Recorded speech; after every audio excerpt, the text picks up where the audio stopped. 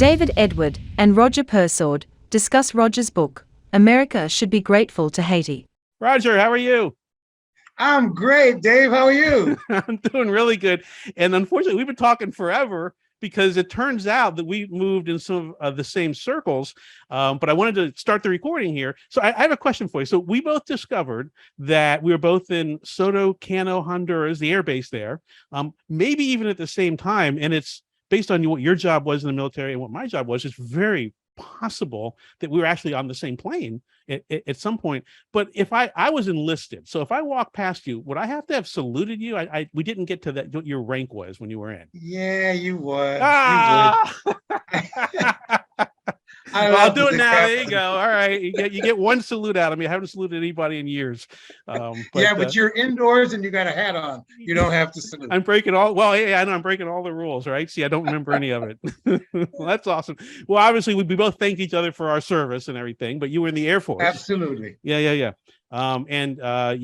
do it. Well, I'll let you introduce yourself. I won't try and introduce you. But basically, we're here talking because you've written a book, and I think it's a wildly interesting book, both in the specific subject matter and what I'm going to call the genre or the idea of going after our historical narratives about some things and trying to get some real context around them so we can really understand what actually happened and how we should view it today, if there's anything we can learn from it, right? So with that big long-winded setup, do you want to tell us what your wonderful book is? My book is called America Should Be Grateful to Haiti. And I should repeat that title, America Should Be Grateful to Haiti. Now, you may think that is ridiculous. America's the most powerful country in the world, the richest country in the world, has the biggest military in the world, and they should be grateful to the most impoverished country in the Western Hemisphere. Let me tell you why.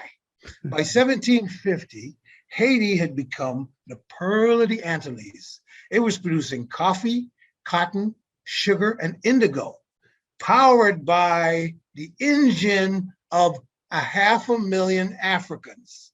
It's a lot. This grew into a major powerhouse, became responsible for 50% of French GDP. Now, this is also the age of revolution.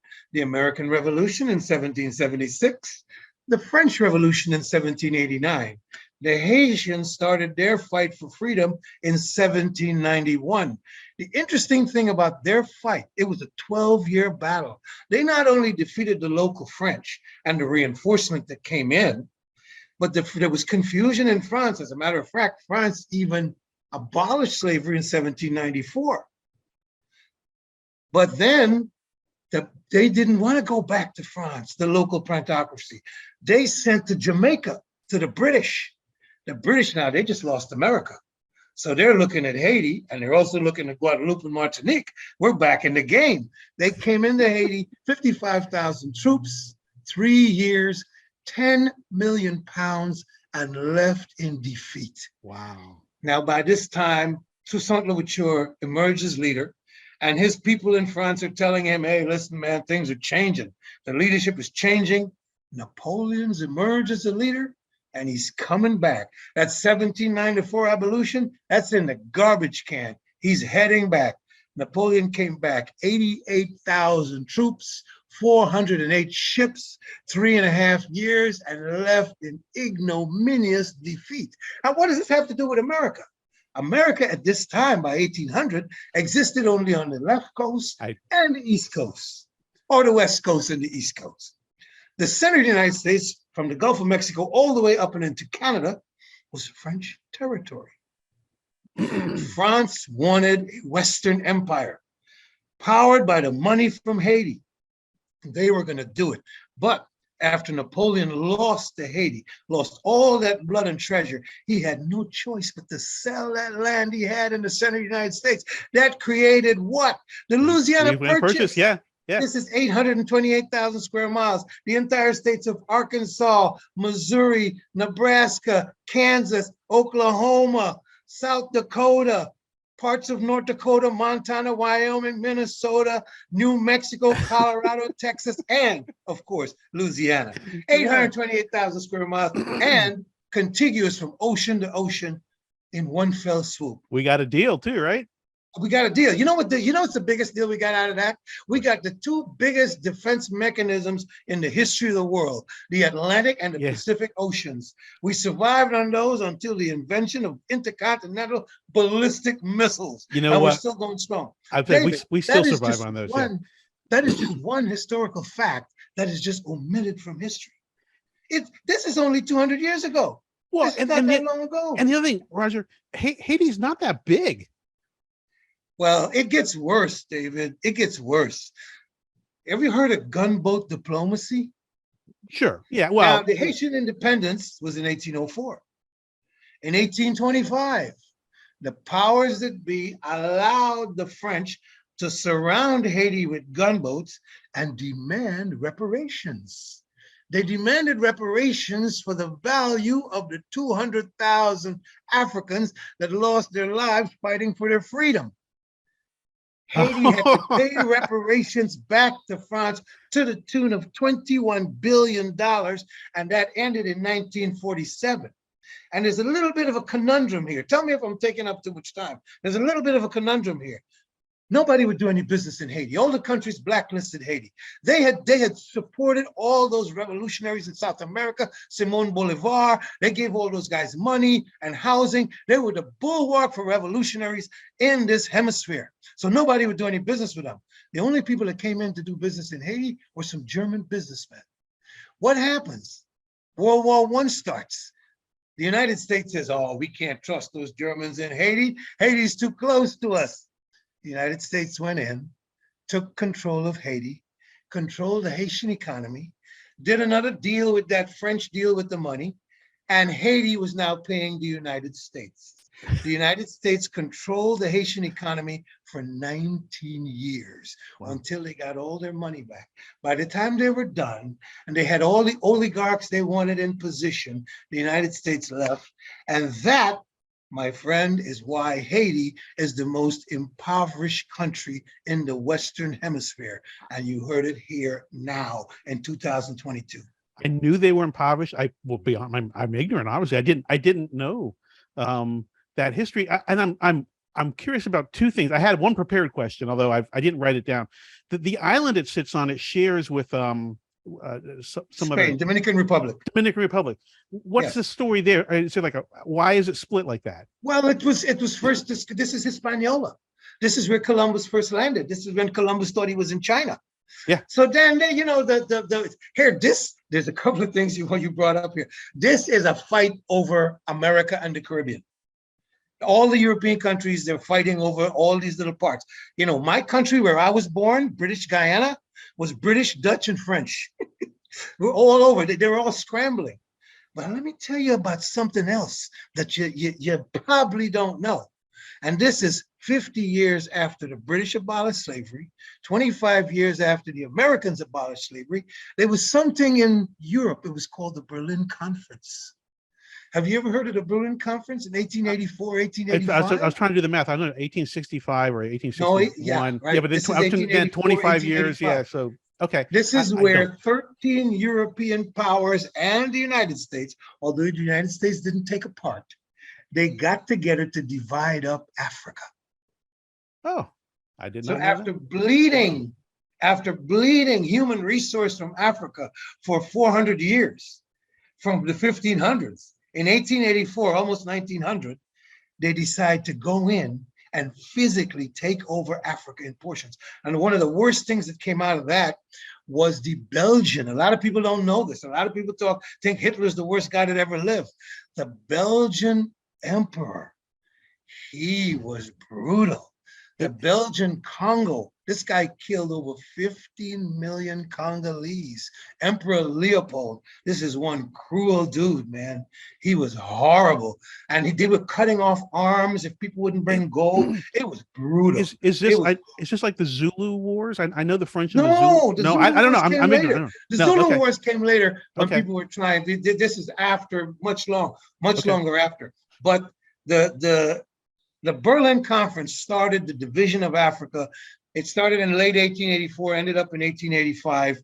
And like I said, the Portuguese, they got Southeast Africa, they got Mozambique and Angola and places like that. Everybody, Germany got parts of Nigeria. Is this This like is why now they're returning the Benin bronzes. the French Foreign Legion? Is this? I know they were active. Like I know they were formed like 1830s, and they fought in West Africa. Yeah.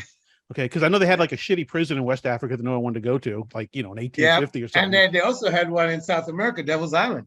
Is that right? Wow. Yep. Wow.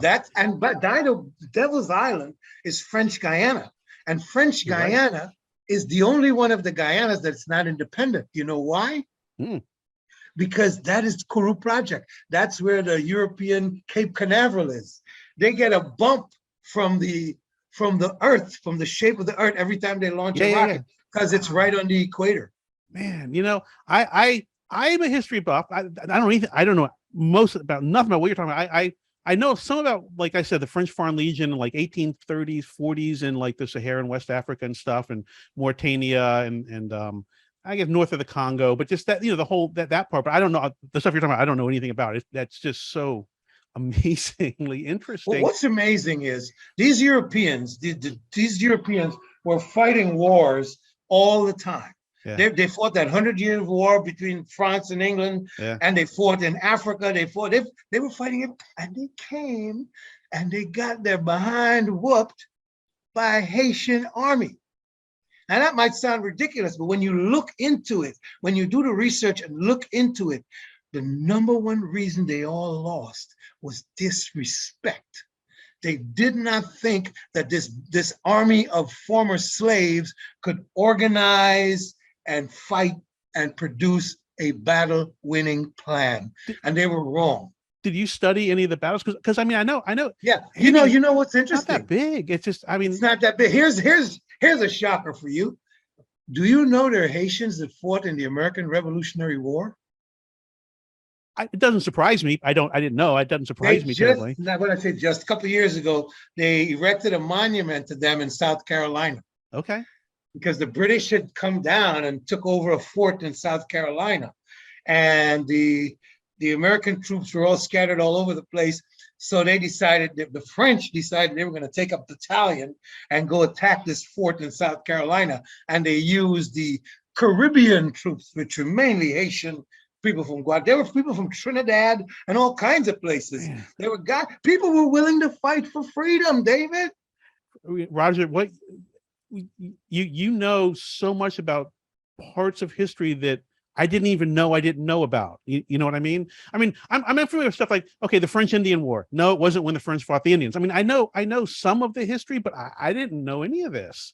And I'm not a complete novice at this stuff. I'm reasonably well read. Yes. When it comes to this. So, and I also, by the way, I love your book title. We got to get to the book. America Should Be Great. A lot of times, people write a book like the history of the economic and socio-political infrastructure of Haiti, something like that. But what they're really trying to say is America should be grateful to Haiti. And your book, it's like, so I can see, begrudgingly, I probably would have had to salute you as an officer, because I can see that freaking straight line that I used to like, right? That's a good leader, a good officer, good whatever. It's like, don't just tell me where do it's a big heavy rock. I got to care for 2 more hours. Where are we going? Right? Quit blowing smoke. Let me see the blowing fire. Smoke. Yeah, but so just the title of the book and even the back of the book. And I read the first chapter and a half, and you've been able, when you write, it's like you have two writing styles. It's very conversational, but still formal. You don't I don't know how to exactly say it, but it's very easy to read, but it's very deep. You don't skip over lots of things. You don't make it easy for the reader, but the style of writing keeps you reading. Does that make sense? I thought it was really interesting. It does. One of my friends has written over 150 books. You might know him as Will Shorts, the puzzle master from New York Times. He said, Roger, you got to stop thinking like an engineer. I think like an engineer, but I want to spread the message. This is just a story that I want to share. And I want to show people that there's so much history that they don't know. And if they knew it, their perspective would change. Yeah. Well, so normally we talk a lot about the process of writing the book, which I want to get into that, but I also want to know what I don't want, I hate language because we've screwed language up so much, but not lesson. But if someone were to read this, what is the one takeaway you want them to have from this book? Maybe not learning is not the right word, but what's the one takeaway? That we are similar. We are more equal. We're not equal. We're similar. We're the same. Yeah. You might have more than I. Now next door might have more than me. It doesn't matter. We're the same. And whatever we have, we're not taking. It's staying here, right? Yeah. It's staying right here. Right. Well, this is a great opportunity for us to enjoy and learn each other. Yeah. Well, and you and I were just reminiscing. I was reminiscing about my time on C-130s and the bathroom situation, and you had more time on it and knew more about. You were more responsible for the bathroom situation than I was. But as to just further on your point, anyone on that plane, if you got to go, you're going in the same place and you got the same responsibilities, right? That's it. Yeah. At the end of it, you got a bucket and do what you want to do, but it's just it does, and the rest of it doesn't matter in that moment, right? I'm not gonna reveal what some of you Army guys would do, especially if we went over the jungle. Oh yeah, okay. Well, sure, fair enough. That wasn't me though. That wasn't me. I planned my time, and then I would I might have my legs crossed half of my foot, but I was getting off that plane before I had to do anything. All right. So Roger, how long did it take you to write this book? It's been out for 2 years, is that right? About 2 years? It came 2021, I was done with it, really. Okay. Like I said, it's a story I've been carrying in me since I was 14 years old, when I learned about the Haitian Revolution. Yeah. But then when I learned about the Louisiana Purchase after I came here and went to college, I was like, whoa, wait a minute. I talked to my professor, I said, hey, how come you don't link these two? Because it's not in the book. Well, it's not in the book, but you can't teach. He said, Roger, you got to write your own book. Yeah. Yeah. It took me about 30 years, but I did. But the book, actually, I was homebound during the pandemic.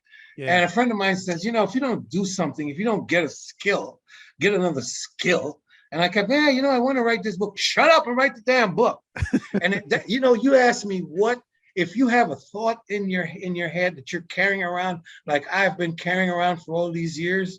That's my answer to you. Shut up and write the damn book. Shut up and write the damn book. What I tell people, be careful though. Be careful. There are a lot of people out there willing to help you if you'll pay them. Get your thoughts down, put it together before you go spending money. But if you have great ideas, we all bring a service to this world. We all do. We all have a level of genius. It just has to come out of us. Yeah. And some of us, it can come out in a book. Yep. I think that I tell people, if you're going to write a book, finish it. That's a good point. Right? A lot of people started. Yeah, it's easy to start it. Millions of people have started a book, finish it. And that's hard. It's so hard. Did you find anything in this? Did you ever get to a point where you're writing, like, this is your passion project? I know you're locked at home, but you're like, I don't think I can do it. Or did you have to push through any stuff like that? No, it was the opposite. Yeah. I kept getting more. The more research I did, the more excited I got, the more fire I got. And when I would go see my buddies, they would go, "Hey, wait a minute, man, back off, man. What's the matter with you?" And I'm like, "Man, you got to see this, man. You got to, you know this. Did you know that?" And they'd be like, "Oh, easy." Yeah. So no, I did not. Okay. If you're passionate about it, if it's in you, and you start research, I was surprised how much I could find. And you know what? I didn't have to go spend 20 hours in the library. Yeah. I could do it from a computer. Yeah. I could do Google. I could call up a university, send me some stuff. I emailed Michigan State University to get information on the duty of protection. That's a beautiful document. That's what the United States promised the Indians for their land, duty of protection. You can see how that worked out. Yeah, I have a feeling. But it's great I know. to study. Yeah, that's so interesting. I mean, now, do you have another book in you? I mean, this could be. I mean, you could tackle a lot. I have another book in me, but I've got to get more of this out there. And I've been doing a lot of speaking, and I'm doing a lot of. That's why I'm with you. I'm speaking. I'm doing a lot of speaking. I'm getting the speaking out. And somebody hit me up the other day and said, what you're doing is important. I want you to do it, but you got to get past the book. because not enough people are reading books. Start making some courses. Start making some courses and marketing your courses. It's going to make you more money. You're going to be more impactful, and more people are going to look at it. People will look at a course for 2 hours rather than read a book for 3 weeks. Yeah, David, you got to give them what they want. So yeah, yes, the second book is already in the process, and gosh, it's going to be so much work, but I'm going to be able to hire an assistant because I'm going to have a budget. that's awesome. What can you share what the second book's going to be, or is it a secret? I know, like your first book, you said you didn't walk around, and you don't have to. I don't want to force you to, but if you wanted to. There's a piece of work called the Anacalypsis. The what? There's a piece of work called the Anacalypsis. It's a huge volume of work by Godfrey Higgins. It was compiled in 1838. It's a linguistic document, but it has so much rich, amazing history in it. I am going to excerpt from that. I'm going to combine that with another book that was written by someone I know, and it's called Stolen Legacy. Okay. And it's about the information coming from the Greeks and how they got it. Okay. And I'm going to use that book and combine it with my knowledge from the Anacalypsis, and I'm going to come out with something amazing. I would be interested in that. I am a history buff, and I am actually, I have a graduate degree in ancient history, Western history. Oh, so okay. It would be really interesting to see, and I'm censoring. I don't want to say anything bad about education or anything, but there is a very thin accepted narrative that they teach when it comes to classical Greece and where all this information came from. You could not want to say nothing bad about education. I just came off of a conference of anti-racists for educators, and I heard all these PhDs, and they talk pure nonsense. No, I'm like, what is this? What are you talking about? And it's none of it's real. And I got up there and they said, well, what do you know that's real? And I like, hey, I'm not an educator. I spent 37 years in corporate America. There's a lesson from that. Okay. And they were like, okay. Because, education, I'm not going to knock it, but it's much more. And you know what? Not everybody that goes to college gets an education. Not because you got a piece of paper, it means you're educated. Yeah, they get a credential, right? But they don't get a learn credential. Very much. They're credentialed. They're credentialed, yeah. They're credentialed. There is so much. You know what? I'm going to follow up with you. I'd like to talk to you more, just to shoot it, because there's so many interesting layers to all of this. And just like you, I've done my own research. I have my own pet topics and things, not as earth-shattering or impactful and meaningful as yours. My big thing is I like to research Atlantis, and I've actually written a book on Atlantis, which, by the way, historically it fits perfectly with the history of West Africa and the Western Sahara a long time ago when it was green, and we all know that's where. Well, and the accepted opinion is that's where civilization came from. So I don't know why there's such resistance to some of the places that look like they could be, if they're not the typical places. Because of academia. Well, I know. Yes, I know. I know. It is. It's because the same book I'm telling you about, Stolen Legacy, is a great book, but this guy was not a PhD at Harvard. Exactly. So it didn't get that juice. He went to some Mississippi school, somehow. And look, I got a doctorate in engineering. I got 3 master's degrees. I'm credentialed to teach all kinds of stuff. I was a president of a university. I've been in academia, and many of them consider themselves the gatekeeper of knowledge, and historians are the worst because they went to school and they learned what they learned in the 1960s or whatever, 70s, however, and that's what they know. And that's it. And so it's frozen. It's like history is frozen in their worldview, and somehow they are the gatekeepers because they won't let the other ideas in. And I just don't understand. And that's why something like this with Haiti, it's good. Why wouldn't we want the real history known? But it's not. I don't know. Here's some ridiculous stuff. One of the things I had to deal with, and I'm from the Caribbean. I'm from Georgetown, Guyana. Okay. I know Georgetown. Yeah. One of the things I had to deal with was the invasion of Grenada. Yeah. I played. I'm a former ping pong player.